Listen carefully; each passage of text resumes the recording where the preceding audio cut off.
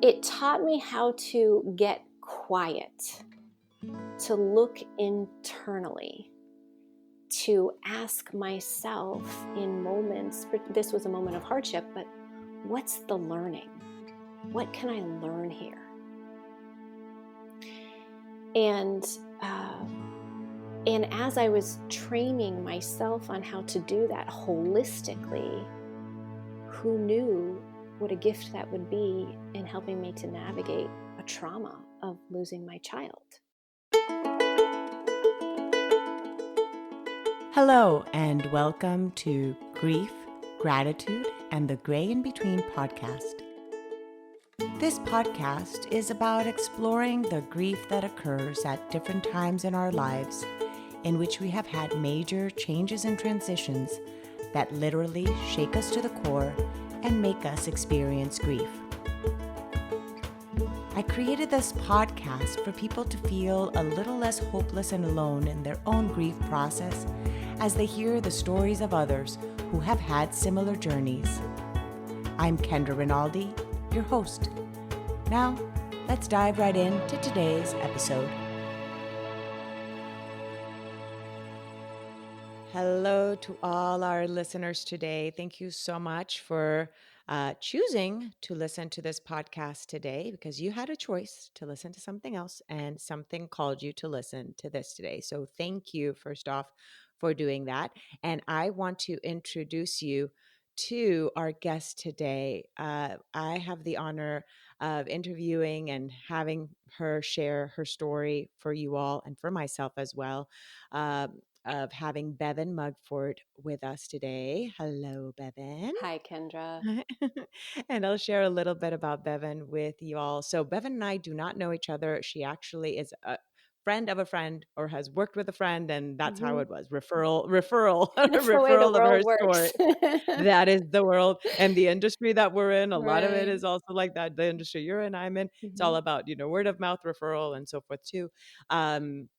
So that's how we came to know each other, and her story was shared with me, and I'm like, oh my goodness, she definitely should be on this podcast. So a little bit about Bevin is she's a mom of 4. She is the head of sales and the face and voice for personal and professional development at Peach, which is a clothing company with amazing work and play and lifestyle type of clothing company. Yes. Yeah. So it's a lot of fun. And that's actually how my friend knows you. So that's thank you. Shout out to Laura Cohen here if she's listening. Thank you for connecting us. So I am so grateful that you accepted to share your story. And I know it's not always easy, but I know that you're also you're also aware of the value that there is of sharing, not only for others to listen to your journey, but because it is also part of your own healing process in that sharing. That's right. So thank you so much for hopping on. So tell us a little bit more about you and your family dynamics, and then we'll go from there. Sure. Thank you. First of all, thank you for inviting me on. It's I think a good place to start is that when I learned in the earliest days after losing my son that I had the ability to speak about death and the process of walking what I call a lost journey, I realized that it was not only something that I could do, but actually I should do. And I almost felt duty bound to start sharing so that we can break the silence around death and teach people how to talk about the process, but also in that talking to really support and comfort those who are walking that journey who often feel alone and isolated. So it is my greatest honor and privilege to do just that right here with you today. So thank you. Thank you. And thank you for coming. So you already touched on the fact that it was your son who passed away. So you're a mother of 4. So tell us a little bit about the ages of your kids and that aspect. So I started my family very young and had my children kind of boom, boom, boom. So I had all of my 4 children before I was the age boom, of... boom, boom. That's only 3. Oh, sorry. Boom, Bevin, boom, boom, boom, boom, boom, boom. I'm not a good counter. How's that? And I had them all before the age of 26 in a row. And so I had my daughter first, and then my son, my daughter's Aubrey, and then I had my son Mhm, Spencer 21 months later, and then I had my mhm. son Grayson 20 months later after that, and then I had my son Duncan. It took a little extra time. He was 3 years after Grayson, and so it was a one girl, three boy household, Oh, and it wow. was busy, loud, messy, and lots of food was consumed. Oh So, my god. Now, were you working in the times that they were little? you Like, were you know, I also in the in like, I mean, not this particular company because right. this is a newer This is a company, new but one. were you in the workforce at that time? Were you what was I it the am so span? excited to say that I've actually lived two lives as a mother. I was stay at home for 10 years. So when the kids Wow, were little and they were in the diapers and crawling around in nursing stage, I was awesome. home with them. And then once Duncan turned 3 and I was able to put him into full day preschool, that's when I actually went to work full time. So I have been both. I have been a stay at home mom Mm. and a full time working mom after that. And That's awesome. yeah, Now, what did you go to before you started your family? Had you gotten any degrees or any type of work I experience did. prior to I being a stay-at-home did. mom? I got my degree. I got my 4 year degree. My undergraduate's actually in psychology, Mm. and then when I went to Very, work, for yeah, very good for you to now use. yes, it is. It is. Who knew? But yes. You knew you'd be using it now, yeah. But what I found when I went to work is that when it was time to go to work, so many people said, "Oh, are you going back to work? Like, how are you re-entering the workforce?" And I looked at them. I said, "What do Mhm. you mean going back to work? I've never been to work. I'm starting at 30 is when I started Oh, wow. actually building a resume." And so it's one of those things where you're 30 years old and you're looking to get a job, and the marketplace doesn't look too kindly upon this big gap Mhm. between your collegiate career and no work. And so I really did look to enter a career path that had low barriers to entry, that once I got in, I knew through my sweat and effort and drive and passion that I would be able to be successful. So obviously the world of sales called me. That is the place Yes. where the barrier to get in is lower, and then you succeed by just driving it. And so It I jumped into the that world is of so sales. key. Well, what you just said, the fact that those 10 years from graduating, in the raising, that you could not put in your resume that you were what is it? All the jobs that Right. we have as a Right. home Right. as a I homemaker, have you nursed a know. baby while potty training a 2-year-old. Have Yes, you? it's like I know how to multitask. I know how to do this. Yes. Excellent skills at the home Yeah. organizing. I've seen some of those videos that they kind of say like the job descriptions, like if we were to put like an actual job description to every little Right. facet that it is to be a homemaker or whatever I don't know what the right even Right. terminology is, but home manager. I don't know. We'd be Anyway, very but yeah. expensive to hire, that's for sure. Oh, yes, absolutely. That Yeah. would imagine each of those skills to somebody. Mhm. So you did that. You came into the workforce then at Mhm. 30, sales, Yep. and then the kids. So yeah, so you've kind of you've done it all. You've done it all. Yeah. Yeah. So then take us a little bit now, a little bit about your Mhm. background. Mhm. Do you want to talk a little bit too about the oh no, actually let's talk about then your son Sure. Spencer, who we're going to talk about Sure. today. So first off, how long ago did he pass away? He And do you passed like away. which words, by the way? Yeah. Which words Oh, choice of words do you you're prefer? bringing up such an important topic right off the top. I could talk a Mm, lot about this. I will yeah. tell you that for the longest time, I could not say my son had died. The Mhm. word dead, died. It was so harsh on my ears, Mhm. and it was just. It was hard to come out of my mouth, and I didn't like hearing it. And so Mhm. for the longest time, I said my son was lost. And Mhm. that was very truthful, because the way that we lost Spencer was he was lost at sea. So his cause of death was drowning, but he was lost at sea for 13 days. And so Mhm. in the earliest days of losing him, that's how we explained it. Spencer is lost. He's lost because Mhm. he actually was. And then when his body was recovered and he was found, I found that I could not transition myself from saying lost to dead. Mm. So Mm. I still struggle with it today. Even saying my son is dead makes my It's hard. chest Yeah. and my throat close and my eyes water. It's a very hard phrase to say, but I'm learning how to say it because it is the Mhm. truth, and learning how to speak even the hard truths is a part of this journey. And it is part of the healing. Now, Mhm. how long ago This was was he lost at sea? This And was then 2 years ago. So we live in the Northeast. So we're in the state of Connecticut, and it was Memorial Day weekend 2 years ago, and sometimes summer comes early in the north, and sometimes it comes late. Mhm. 2 years ago, the summer was late in coming, and that Memorial Day weekend was really the first warm weather that we had, and it had gone from pretty yucky spring dreary weather to just a gorgeous day.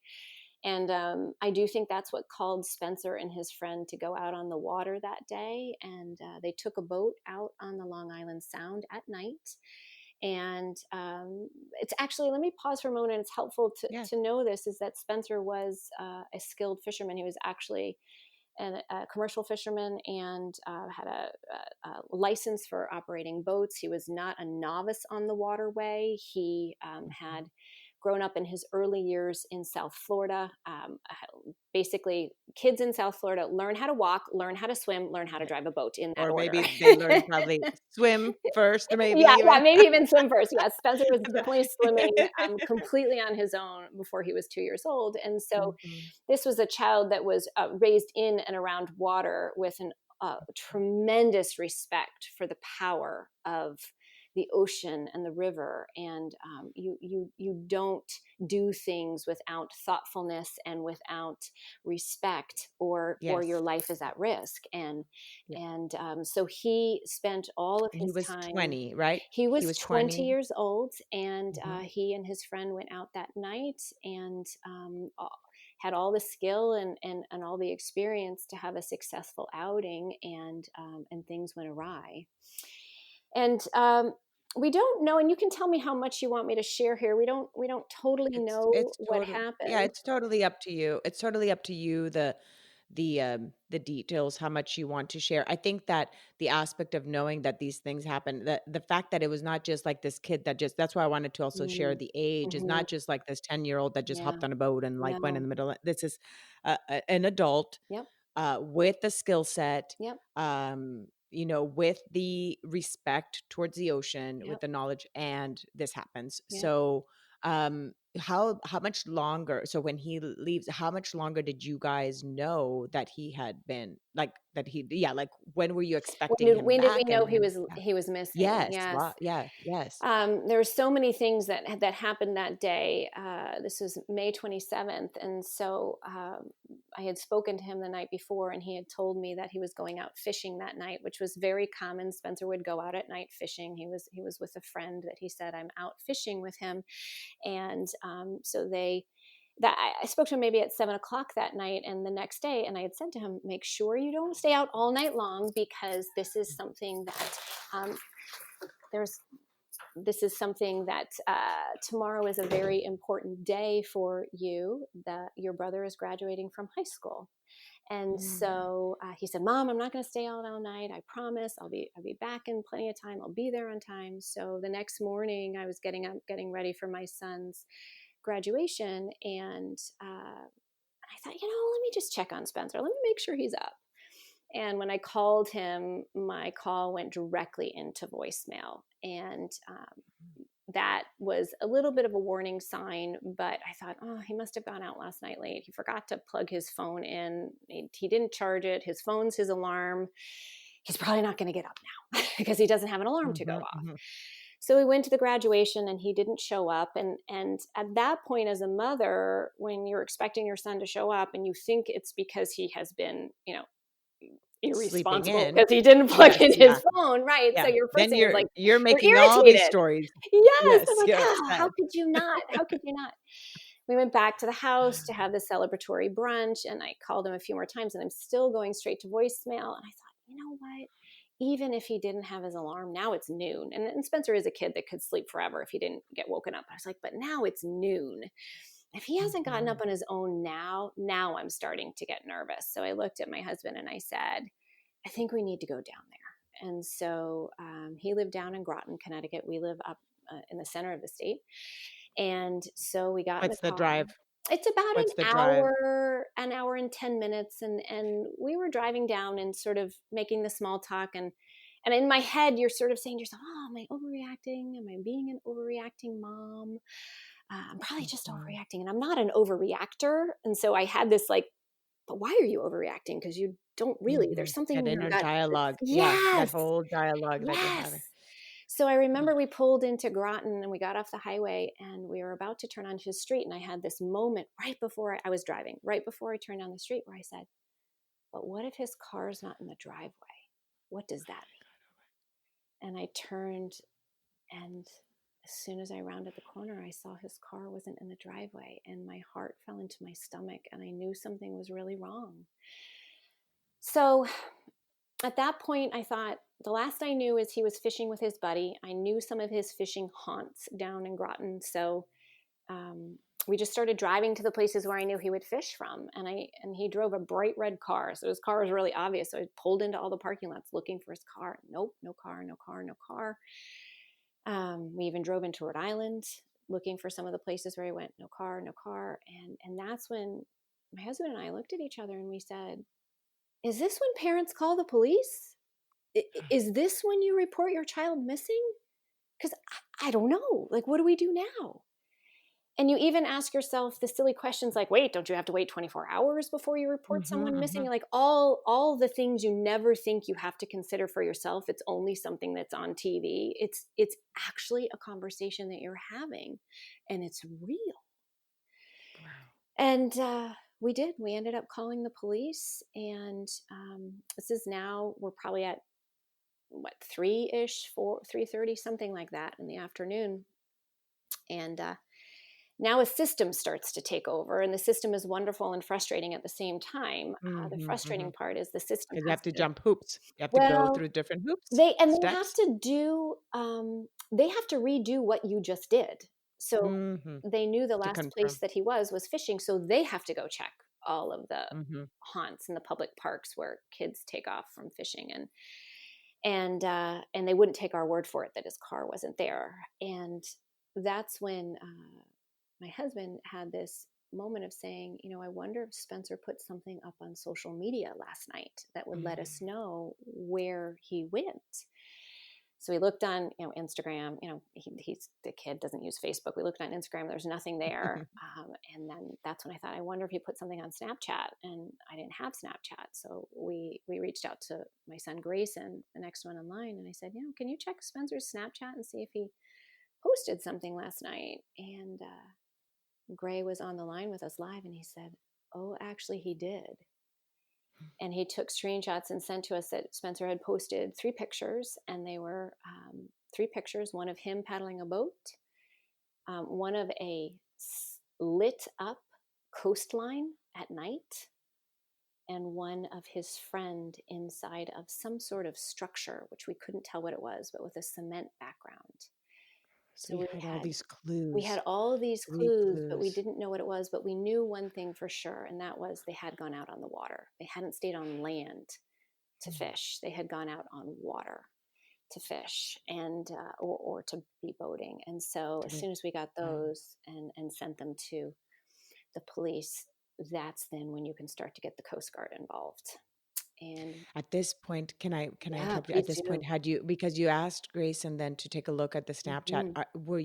had you, I mean, the fact that you guys left the house on his graduation day to go Hmm. check in on him, the Hmm. kids knew that there was something not okay going on. Yes. I think they Okay. were very much in a state of denial, though. Like, let me just Yes. quickly help you get information because we just need to find Spencer. I don't think any of them at that point thought that it was really. bad, other than probably my daughter, who has just a tremendous sense about things.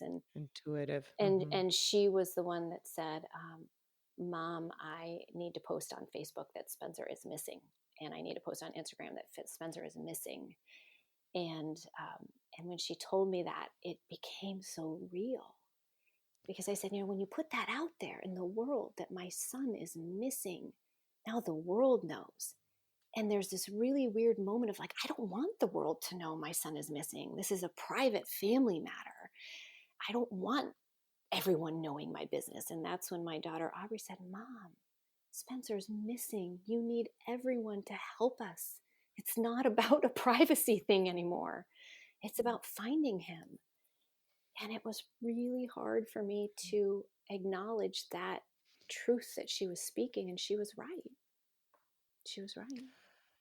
I just got like, I always document my chills. I'm stopping the second because I got chills when you were saying that, and her words and the everything that you were just saying just right now, of realizing that in that moment you had to really let go of the ego component, right? In that Mm-hmm. aspect of the what would they Yes. say, like how do you report, because there's that, in Yes. order to really get down to the to get the solution. And that is something that I think a lot of times we struggle with. I had a conversation with somebody, for example, regarding suicide. I think I mentioned this to you in Mm-hmm. the first interview, in Mm-hmm. our first interview, and that sometimes we just don't talk about it because it's like there's that shame associated with it. And That's so right. even here, the fact that like, oh my gosh, putting something that my son is missing, like Yes. what, like is one is one is one is like basically saying that it's a fact, Right. and that is already scary in itself, right? Yep. Is admitting. It's kind of like the aspect of saying died, you know what I mean? Yes. It's again there, right? It's a Oh hundred gosh, percent, I can't 100% the same I got thing. emotional there. Mm. Wow.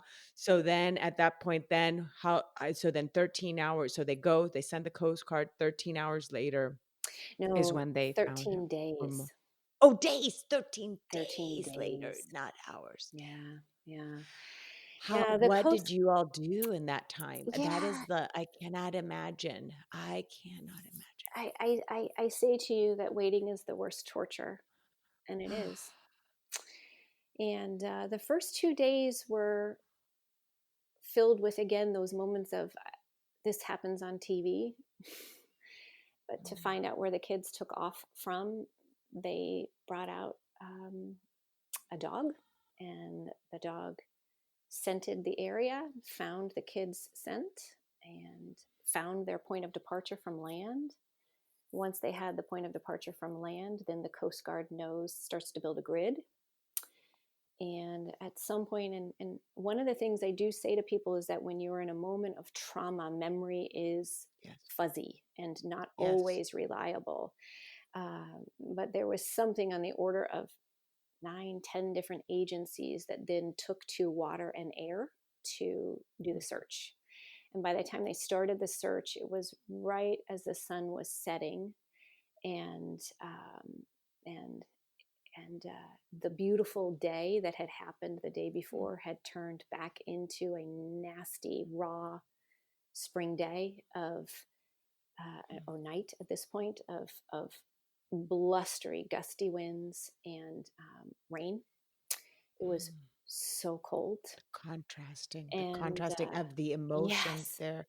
it's it and Like it. it just set the mood, like Mm-hmm, exactly of what was going on in mm-hmm, your own lives, that the mm-hmm. environment was reflecting The that. environment was reflecting, and the Coast Guard continued its search. And by the end of the second day, the Coast Guard called us in with the family of his friend as well, and sat us down and started telling us about. They pulled out the map and showed the grid that the helicopters were flying, and the vessels on the sound were tracing, and they showed us the currents and all this and all these different vehicles they were using. And I can remember listening to the Coast Guard chief, who was, I can't remember his title, but who was leading the conversation. And I can remember this feeling rising up in me of like, why are you telling me what you're doing? Just keep doing it. My son is lost. Why are Mm. you wasting this time telling me about all the vehicles and the grids? I don't care. I just want you back out there looking for him. And then there was another one of those moments of reckoning where I thought, oh my God, he's giving me the evidence for why they're calling off the search. He's building the case that they have done all they can do. He's going to tell me they're calling off the search. And that's what they were doing. And that's what they did at the end of the second day. Wow. So, So 2 days that they searched. So 2 days. And we went home. so then, And we didn't know if he was ever going to be recovered. You have to just start planning. You have to plan a memorial. You can't plan a funeral. You don't have a body to bury, but you have to right. plan a memorial. And you have to move forward, because part of the case that they build for you is that with the boat gone and no sign of the kids, they were in the water. Hypothermia, how long someone can survive in a bottle in the water without a vessel, and they really basically showed to us there was no way. The temperature of the water was May, too cold to survive. And so you go forward and plan a memorial. And the day This before his contrast. memorial was to take place, our my husband's phone rang, and it was a Friday afternoon. The phone rang, and the phone rang with the number of Spencer was a commercial fisherman, so rang with the phone number of his captain, so the captain of the boat that he worked on. And the captain said, "I wanted you to hear it from me first. I just heard a call over the shared airways that the commercial fishermen use on the Sound. There's a shared channel that one of the commercial boats out fishing right now just discovered the body of a young male. And Oh, I think it might be Spencer." So we actually found out from his captain that his body had been found. About an hour before later, you the found Coast it. Guard did call us Mm-hmm, mm-hmm. and confirmed that they had found the body of a male that they believed was Spencer. But positive identification would have to be made before it could be confirmed to be him. So he was found the day before his memorial. And Did you end up then switching at, well, we did a first off, like, memorial. Yeah, we did a yeah. memorial when a body is lost under traumatic circumstances. You have to go Mm-hmm. through the entire process of the medical examiner's investigation, It was going to take a and while. that Mm-hmm. we knew that was going to take a while. So we were able to actually bury him about 7-8 days later. This is where memory fails me. Mm-hmm, We were mm-hmm. able to do a graveside service for him and actually lay his body to rest once the medical examiner was finished with her investigation. Wow. Mm. That And is one just thing that I so think is much. important to share, Mhm. Kendra, just to honor the Yes. friend he was with, her body Yes. was never found. So Spencer was recovered, and his friend was never found. Do you know how the family, how did they do a memorial, but then they never were able to have a burial then I as don't well? know. Or I didn't you know her don't? family well. Yeah, Obviously, as we were all together during the Coast Guard search and the investigation, we spent hours together. But after that was concluded, we have not been in contact. I know that they conducted some of their that'd be own so painful. private Mm-hmm. family searches, and sort of gathered up community to continue a search for her. And I do not know if they ended up doing a memorial. And obviously, there's a tremendous amount of pain there. Oh, And so yeah. one of the questions that someone asked me in the very early days, and I'm grateful that people were brave enough to ask me the questions, was once he was found, someone said, "Does it feel better now that you found him?" Ooh, that's a that's one of that is a brave Yeah, it's question. a brave question. And I had to pause and stop and think, and I had to say, there's a part of me that is devastated that he was found, because there's a part of me that said, if anyone could have survived, if Was anyone him. could have made Mm-hmm. it to land and Mm-hmm. figured out a way to get himself and his friend there, it was Spencer. So that teeny little infinitesimal hope that he had made it somewhere and we just hadn't found him yet, that light went out, and that was Mhm. devastating. But on the far side, I don't have to wonder what happened. I don't have that hole that needs to be filled by some sort of, I don't, it's not closure. It's just, it's the knowing to be filled. Yes. And that did bring some measure of peace. And so in the end, I had to say, I am grateful that we were able to find him, his body, and bury his body. But the finality of it was like a Mhm. whole nother death Mhm. from the first day that we From lost when the him. first, Hmm. yeah, Hmm. because from the first day, you still, so for those 13 days before they find Hmm. him, you still have that little bit of That hope. Even if you're little bit having of a hope. memorial, there's still that little bit of hope that's there. That's right. And then yes, it's again reliving it once again, then when they find him.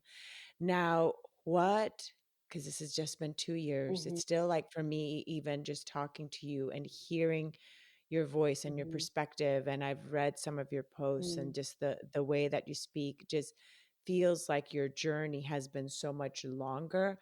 But I am thinking that there's been just either you definitely lived a lot of other types of grief Mm. before in your life, or some other aspects of it in different forms of different changes or transitions in Mm. your life that led you to have some kind of tools or equipment to be able to deal with this. So, do you want to talk a little bit about that? Like, what Yeah. have been those tools that you had, and what are the tools that you've had to learn to Mm. develop to help you on this journey of grief? Yeah. Yeah. It's a great question.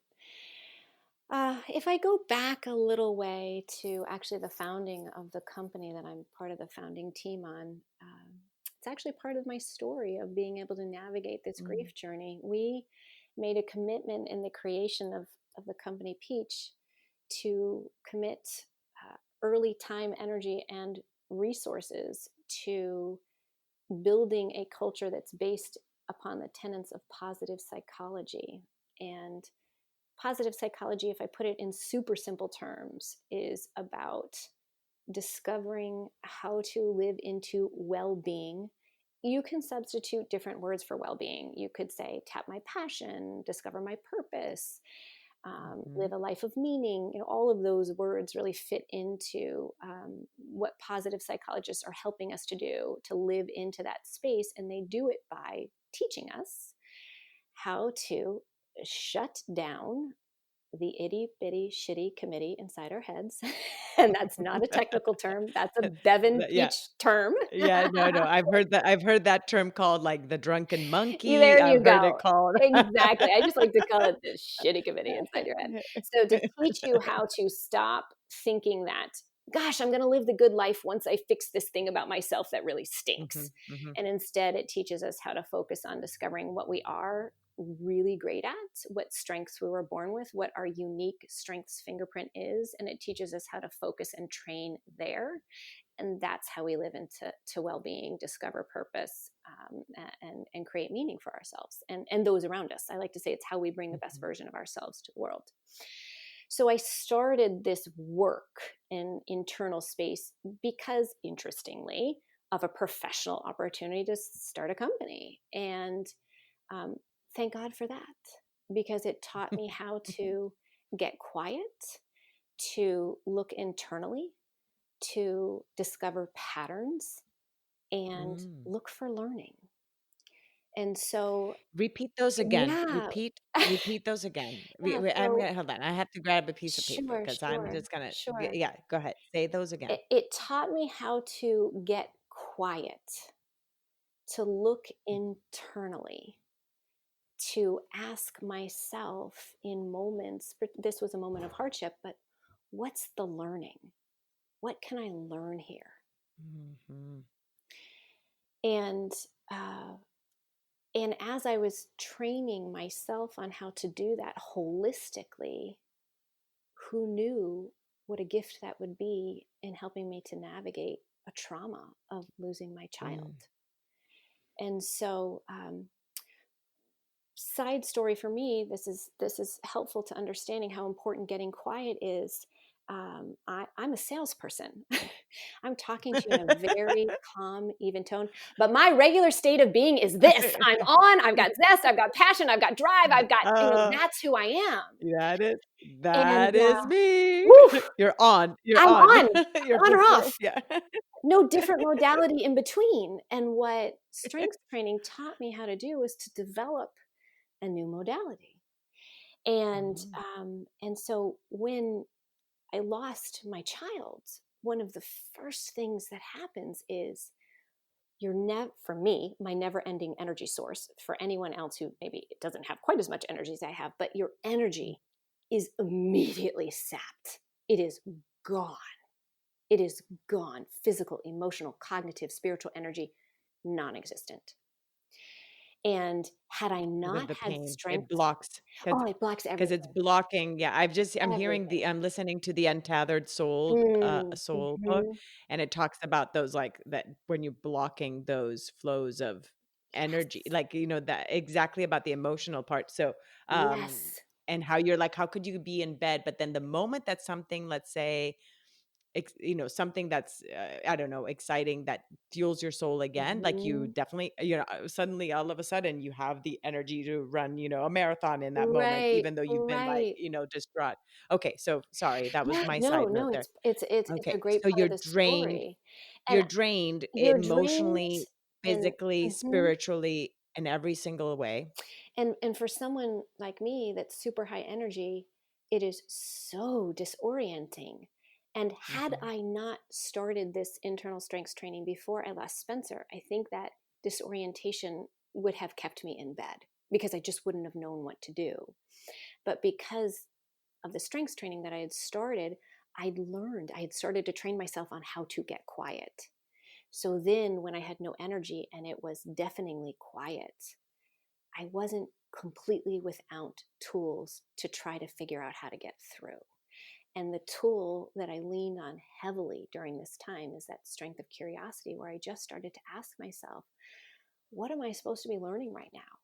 What am I supposed to be figuring out for myself so that then I can go teach others? Because, yes, I'm a salesperson and what I do is I train. So I train salespeople. So my brain is very wired to want to, once I learn something, teach others the same. And I thought Mhm. to myself, well, this process of dying, death, sorrow, grief, trauma, Mhm.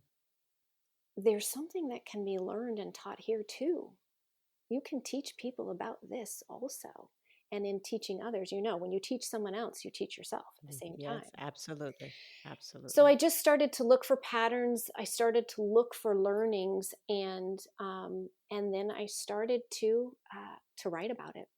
And it kind of just unfolded organically. I started to write on my Facebook page the questions that Yeah, people tell had us about asked that. me. Yeah, Yeah, tell us because you mentioned a little bit when we spoke about, is it Saturday meditations Saturday you call your meditation. Yep, meditations that you call your Saturday posts, that's right. and you chose to pick a day to Hmm. write. Hmm. We were talking about this, that you didn't want it to necessarily be that it was consuming your whole feed, Hmm. but that it was like kind of focused on a certain day so that people could still get those answers that maybe they had in their head. Yes, You would basically just lay them out there yes, in your post. So yes. share a little bit about Yeah. that. So at the highest level, it was really important for me as I started to document the process of a lost journey, teach about a lost journey. It was Mhm. really important for me to show that someone who has lived through the deepest trauma can still have joy, can still Yes. have relationships, can still have a full and rich life.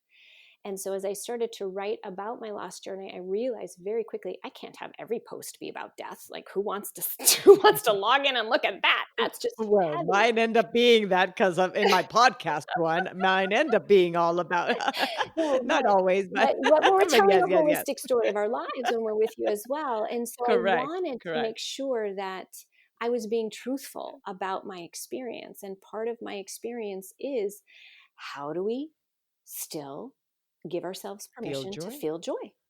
Yes. And so my weekday posts are about sales training tips. They're about my job. They're about the fun things we get to do running a fashion company. They're behind the scenes of Mhm.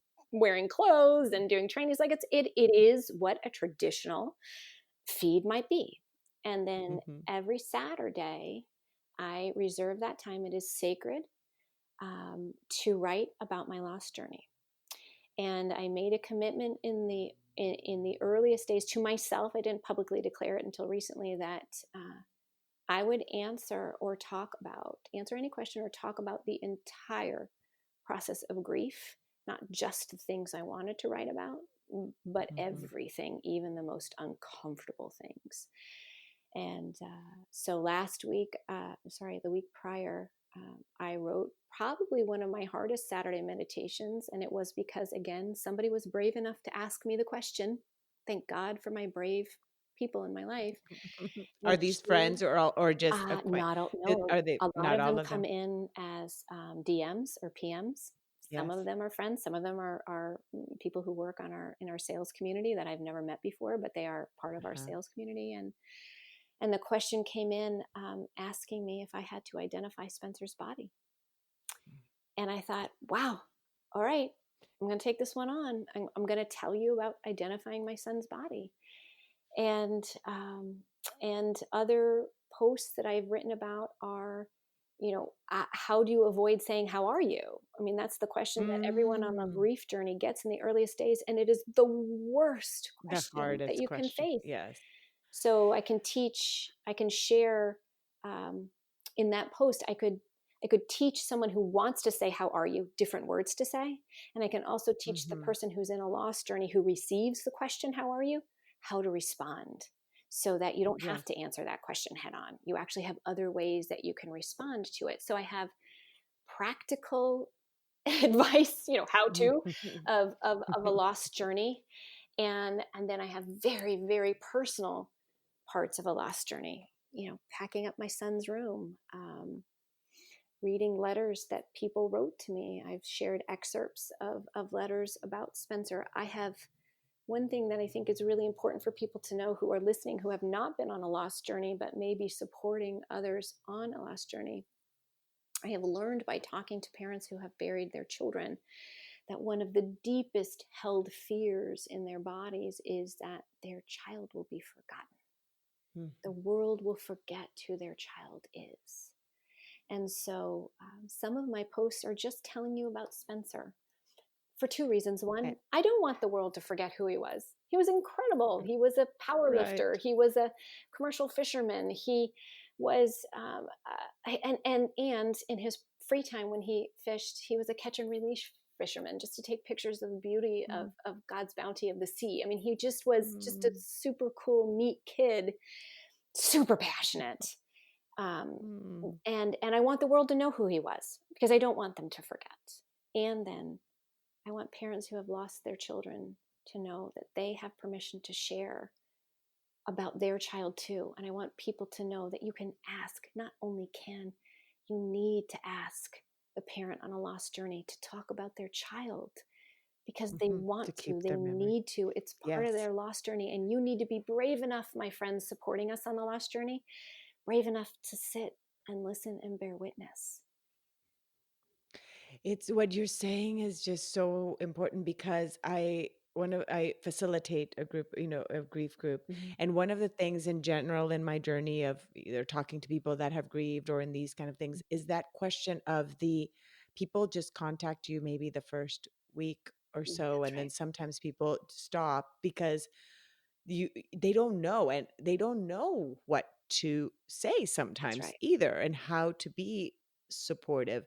And what you shared about your post, like not only say, like the right thing to say but also the right way to receive it, Mm, that as a person that is going through the journey of grief, to be somebody that really has a lot of grace and that is forgiving to the mm, people that also come into their space with the mhm, things that are not really the right things. mhm, mhm, and mhm, and maybe with tactfulness, maybe, like tell them, thank you so much for asking. I mhm, appreciate it. I'm going to just share this with you just so you know mhm, that just that question of the "how are you" is just really tough to answer for somebody that's just lost. I know that your intentions are totally Hmm. pure, and I really appreciate it. So it may be rephrasing it of like, "How are you feeling today?" Or I don't know, which is actually tell me some of the Yeah, things that you yeah. shared of what of some of those words that I mean, we could go look for your post too, but just Yeah, say a few one of those I phrases. think one of the simplest ways to respond if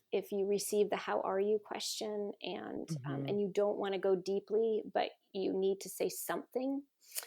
Yes. I say you can look right at the person and you can say to them, "I'm so glad to see you," because that's true. Mm, You don't need to answer that you were in the shower wailing that morning. You don't need to say that you saw a picture and fell to your knees. You don't need to. You can if you want to. But if you don't have the energy or the desire to, then the most mhm, truthful, authentic thing you can say in that moment is, "I'm so glad to see you." And that lets you move into the mhm, conversation after that. mm, mm. And unless like it is in that space of wanting to be able to have somebody Yes, listen to your yeah, that's right. yeah. That's It right. just yeah, you have to And kind then of like decide in that moment that's right. how deep you want to go into That's your right. own grief That's right. sharing. That's right. And now what about like the type of phrases that for you, for example, when somebody would ask you, what were some of those phrases that you thought, wow, that is actually a good question that they're asking me of wanting to know how I'm feeling, but in a Mm. different way. So what were some of those that you Yeah. noticed in this journey? Well, it's one that I actually did sort of teach people to do a little shift on. So there's a wonderful Mm-hmm. book that is out there, written by Sheryl Sandberg. I'm sure you're familiar with it, and it's Option B. And in that book, after losing her husband, she talks about the "How are you?" question being so hard, and she encouraged people to say, instead of "How are you?" to say "How are you today?" And Yes, yeah. that Or the second. yeah, yeah, yeah, exactly, exactly. But I actually have not read that book. I have not Oh, it's read. a I just wrote wonderful it book. down. I encourage you Okay. to pick it up. It's a wonderful book. And so she said, that helps to narrow it. And I remember reading that Yes. and thinking to myself, that is helpful. It does narrow it. Yeah. But it didn't totally work for me still, because Mhm. "How are you today?" is still asking me to make an assessment of self. Where am I Yes. in my grief Yes. journey? That may not be what the person intends in that question, but that's what you hear when you're on a loss journey, Yes. is like, "How are you coping today?" And Mhm. so I've encouraged people to do just one more shift and say, "How is today?" So no more is it about Mhm. me, but it's just about this inanimate object of the day. And for some reason, for Mhm. me, that's easier to answer. And I can usually say things like, "Today's a really busy day. We launched a product collection and we filmed 3 videos, and whew, I'm tired and ready for a glass of wine in bed." Mm. Or Mhm. if I feel comfortable, I could say, "Today's a hard day. Today is Mhm. a day I thought of Spencer a lot, and I'm going to be honest with you, it is a hard day." And that's, for me, a more comfortable way of doing a check-in with someone on my loss Yes. journey than feeling like someone's asking about me holistically. That's harder for me. It also there is something about that question, even though it still could be a good, not good type of answer. Hmm. There could be that, but when you have to specify the how is today, and like you said, you could be like, well, today, like you said, the area of your business. If I want to Hmm. talk about my business, I could Hmm. go there with my Hmm. answer. If I wanted to go about my feelings, well, just like you said, if you say the how are you, you do have to say how are your emotions, how are That's right. you. It's not That's right. necessarily the day itself. I That's could go if like how is today, I could start talking about, well, the kids started right. school, da, da, da, da, Yes, da. I could exactly. completely go into that busy thing of life if I really don't want to address That's my right. feelings It in that moment. it gives the I lost like that. Yeah. traveler more degrees of freedom on how they respond. Yes. That is a really good shift in how to say. Now, what are the things you started already talking a little bit Mhm. about the gratitude component that you already started to use pretty much early on in Mhm. even just getting yourself out of bed pretty Yeah. much because Yeah. of the feeling like okay, there is a reason, there is a learning in this, right? There's a And the learning. be quiet, Mhm. look for wow, you see, I can't understand my own writing. to Look for what to you look see. internally. Look internally, and Right. ask myself what lesson that part. So you Mhm. started already asking that pretty early on, so you could already see the gratitude or the growth or the reason component of what you were going through early on? Yeah, Some bits, little bits of it. yes, Little. when it's super interesting. Before I lost Spencer, we had, see, I still even say lost. Before we lost him. It's okay. That's why I asked you at Yeah, the yeah, beginning, what do you want? Because again, we don't all feel ready, yeah, and nobody has to push somebody else to say that's right. something that they're not ready to embrace yet. That's Just right. like I didn't erase my mom's phone number from my phone till I think 2 years Yeah. after she had died.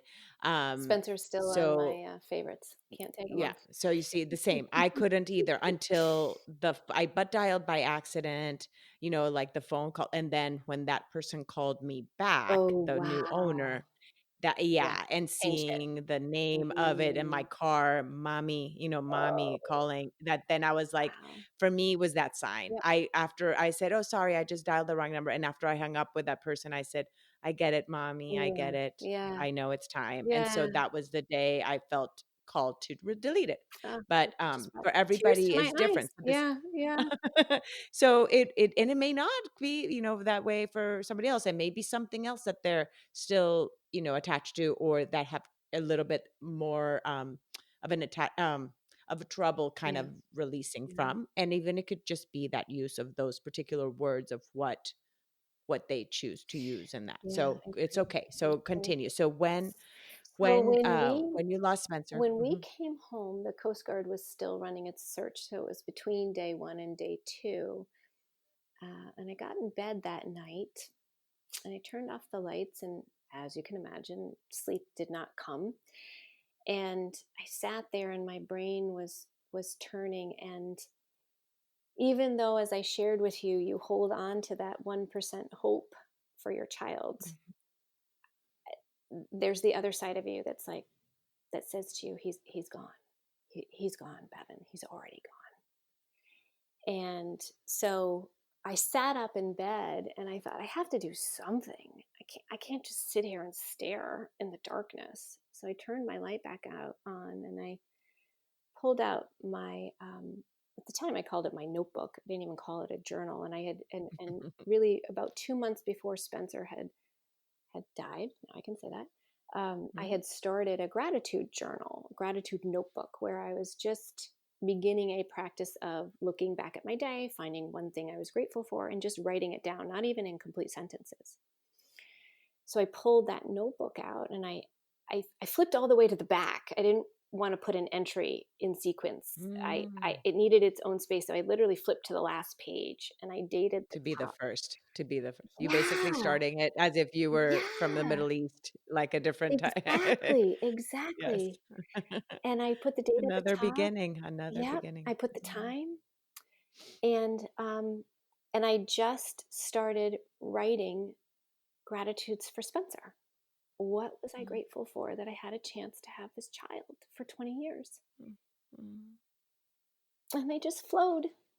And I don't know how long I wrote, probably 10 minutes.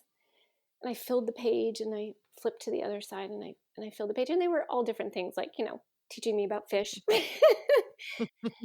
to just being an incredible big brother who was so brave, taught his brothers so much, to being so strong, like just silly things, but also meaningful things to me. And I just needed to do something in that moment to create. It's not about it's not about trying to find the answer. It's not about it's not about trying to give his death meaning. That's different. mhm, But it was about trying to create meaning in that moment. And for mm, me, going to a place of gratitude was like my own life support in that moment. It was like the throwing out the life ring for me into the water that I could hold on to. And um and that is a practice that I've continued through till today, religiously. My gratitude, now I do call it a gratitude journal. mm, And it is simply looking back at the day and finding one thing that I am grateful for. And sometimes it's that my kitchen is clean. I mean, it's not Yeah. particularly particularly No, I know. groundbreaking. And Yeah, sometimes, gratitude doesn't have to yeah, be it huge doesn't things have all to the be time. No. huge. Yeah. And Yeah. sometimes it's a gratitude that, Sally had the bravery to ask me about my lost journey. And then I was Mhm. able to write about it. So, yeah, Ah, gratitude showed up right away in so the that middle of trauma. and that's the thing. It makes you just so much more grateful and empathetic to the world because you're just so much in tune to everybody else's pain. And I'm sure that in the industry that you're in, it just is also such an eye opener because you're able to relate to other people now in their life. Actually, share a little bit before you came back to work Mhm. because that was something Yes, that you shared in our pre-interview. Share a yes, little bit about that of what it is yeah, because people are probably like, "Oh my gosh, she's coming back. What are we going to say? What do we?" So, exactly. So my how is role that? at my company internally is very much public for our internal community, and then externally facing to the world of our clients, it's also very public. Before COVID, I was on the Mhm. road, and before we lost Spencer, also during this time, I was on the road 2 to 4 days every single week, traveling across the country to give trainings, to deliver workshops, seminars, conferences, keynotes. So my life was very, very public.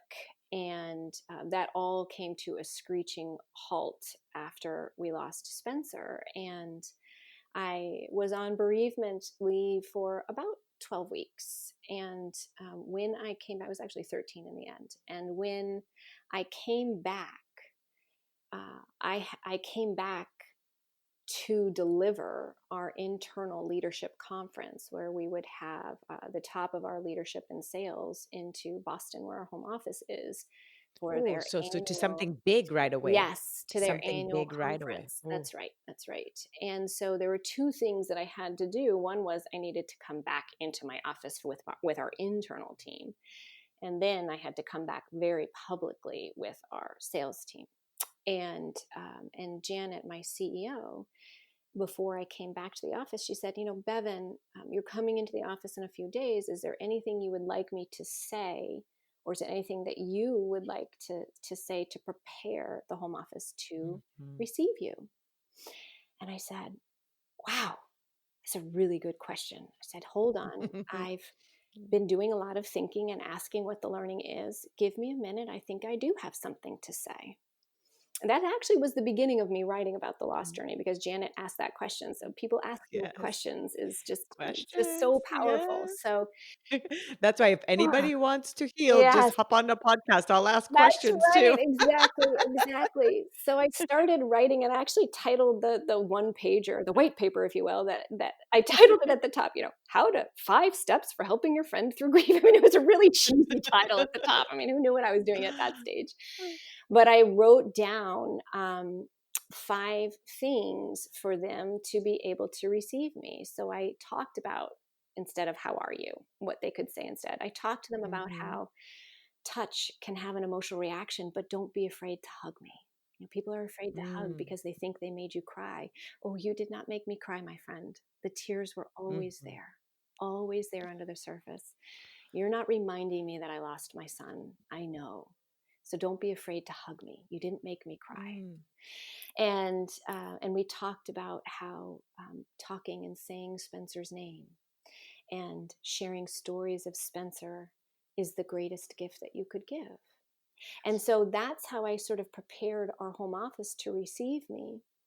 And then in preparation for our sales community to receive me, I actually held a series of 19 different one-on-one call, not one-on-one, sorry, small group calls with groups of 1 to 8 leaders on the call to take them through that basic concept again and to let them know that Mhm. I'm still Bevin, I'm still zesty, I still have energy, and I do now have a lost journey that will be forever a part of my life. So hug me, talk to me, know that I'll cry, don't be afraid. And we talked a lot about bearing witness because one of the things that we particularly in our culture, I have seen other cultures do this better than the American culture, the United States culture, and that is learning how to sit by someone's side and just Mm, bear witness. be, Be, just just be be. there. Yeah. That's even if it's just like being on the other side of a phone, Hmm. just there, even if it's silent. I just That's right. thinking of like, right? Just, yeah, just to just It's be, just so don't that try the to person fix it. knows, I know. Yep, don't try to Nope, fix it. nope. Don't try to Very, fill the space mm-hmm, with conversation. Just mm-hmm. be with me and be okay with the silence by my side. That's bearing Yeah, witness. And that does help a lost traveler to be comforted. And it in is a their part of the healing process.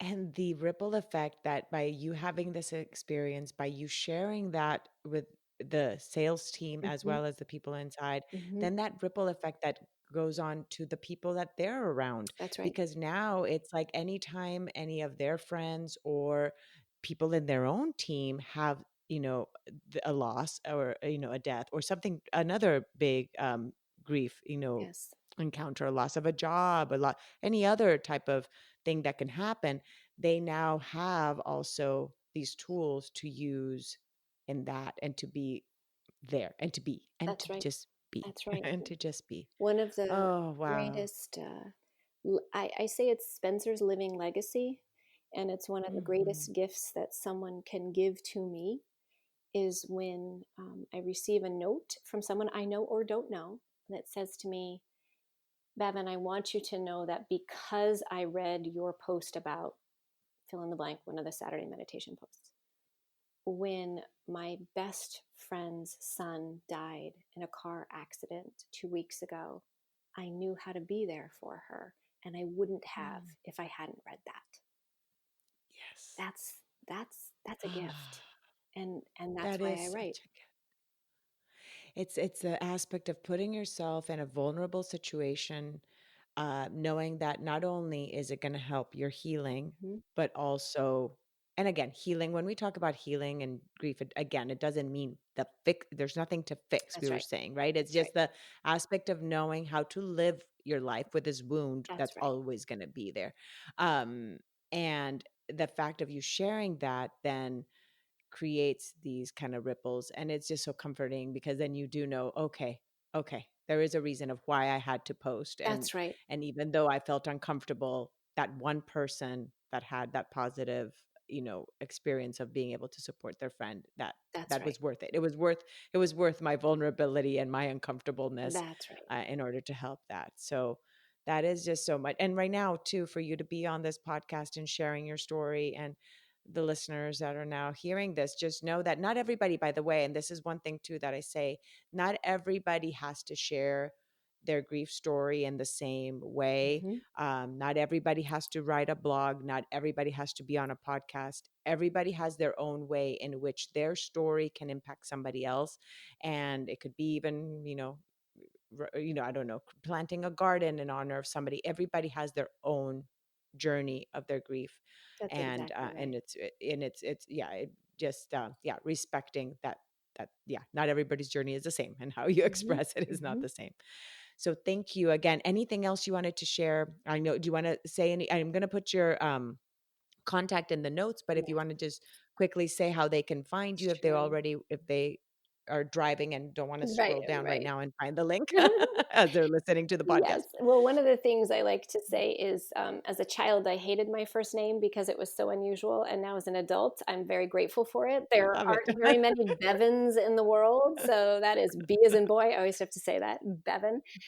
So you can actually find me on Instagram. Bevin Mugford is simple. That's how you can find me. Facebook as well. And what I say to people is you can search for a Saturday meditation, and they are there every Saturday. Very rarely do I miss a Saturday. That's usually only if I'm on the road on a conference, and that's pretty rare these days where we're Yeah. sheltering in place.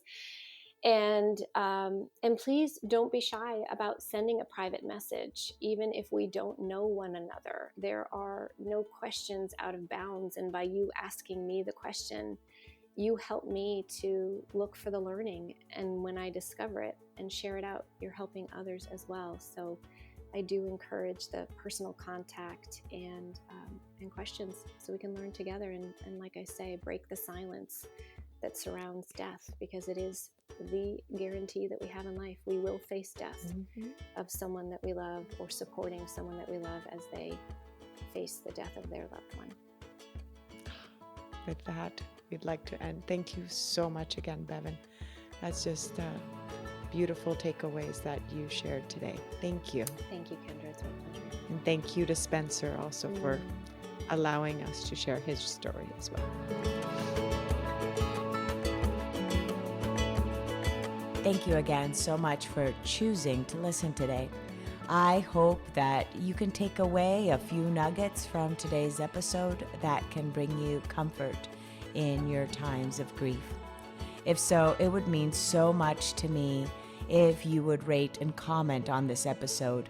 And if you feel inspired in some way to share it with someone who may need to hear this, please do so. Also, if you or someone you know has a story of grief and gratitude that should be shared so that others can be inspired as well, please reach out to me. And thanks once again for tuning in to Grief, Gratitude, and the Gray in Between podcast. Have a beautiful day.